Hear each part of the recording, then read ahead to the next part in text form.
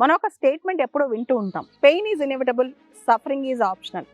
గాయం అనేది తగులుతుంది మనిషికి. ప్రతి మనిషికి ఏదో ఒక స్థాయిలో ఎప్పుడో అప్పుడు శరీరానికో మనసుకో గాయం తగలాల్సిందే. అయితే దానికి మనం ఏ విధంగా సఫర్ అవుతున్నాం, నిజంగా గాయాన్ని మనం మనసుకు తీసుకుంటున్నామా లేదా, ఇదే క్వశ్చన్ అనమాట. శరీరానికి గాయం ఏందనుకోండి, ఆ పెయిన్ తెలుస్తూ ఉంటుంది. కానీ ఎంత పెయిన్ వచ్చినా సరే తట్టుకుని మనం ఉన్నామా లేదా చాలా ఇంపార్టెంట్. చాలామంది చిన్న చిన్న విషయాలకే, లేదా చిన్న తలనొప్పి వస్తేనో, కడుపులో నొప్పి వస్తేనో, కాళ్ళు నొప్పి వస్తేనో చాలా పెద్ద సఫరింగ్ అయిపోయినట్టు ఫీల్ అవుతారు.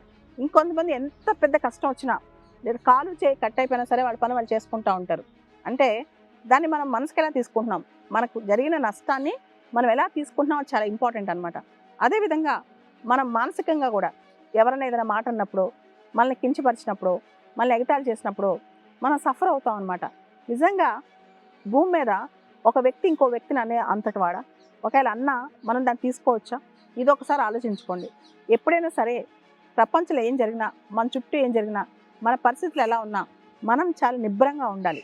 ఏం జరిగినా సరే, మహా అయితే మనిషి బాగా ఎక్స్ట్రీమిటీస్లో ఏం జరుగుద్ది, మనిషికి వర్స్ సినారియోలో ఏం జరుగుద్ది, ఆ దమ్ము ధైర్యం మనకు ఉండాలి. నాకేమైద్ది, మహా అయితే ఏమవుద్ది. ప్రతి మనిషి ఈ భూమి మీదకి వచ్చిన వాడు మోర్టల్. అంటే ఏదో ఒక టైంలో ప్రతి మనిషి చనిపోవాల్సిందే. ఇంకా చావే తప్పదన్నప్పుడు మనిషికి ఇంకా ఏ కష్టం వచ్చినా సరే తట్టుకునే శక్తి ఆటోమేటిక్గా వచ్చేస్తుంది అనమాట.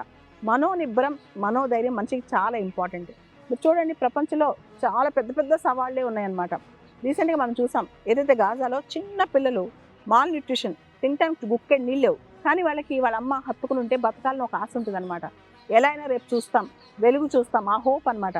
ఎంత సఫర్ అవుతున్నా సరే, చాలా ఎట్లాంటి పరిస్థితుల్లో సఫర్ అవుతున్నా హోప్ అనేది మనిషి నిలబడతా ఉంటుంది. కాబట్టి ఎంత పెయిన్ వచ్చినా, ఎంత సఫరింగ్ వచ్చినా అస్సలు మనసులోకి అది తీసుకోవద్దు.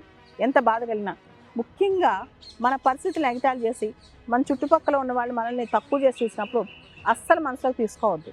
అలా తీసుకుంటే మనకి నిజంగా అది క్యారీ అవుతూ ఇంకా ఏం సాధించలేమన్నమాట.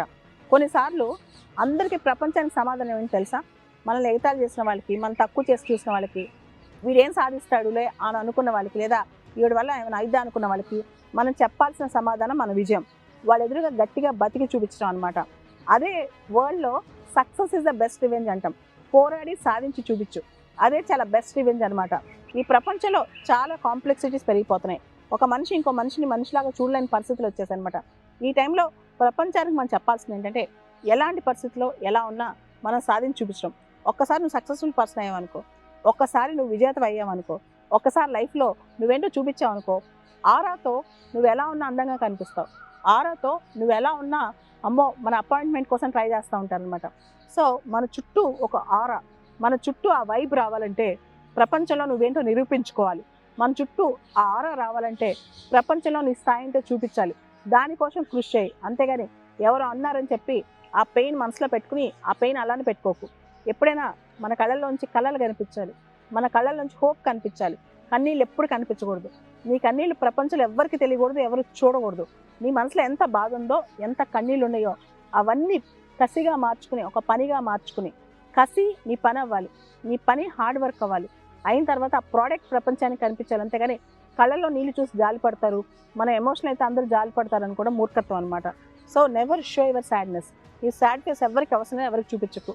నీ ధైర్యం ఏంటో, నీ సక్సెస్ ఏంటో అదే చూపించు.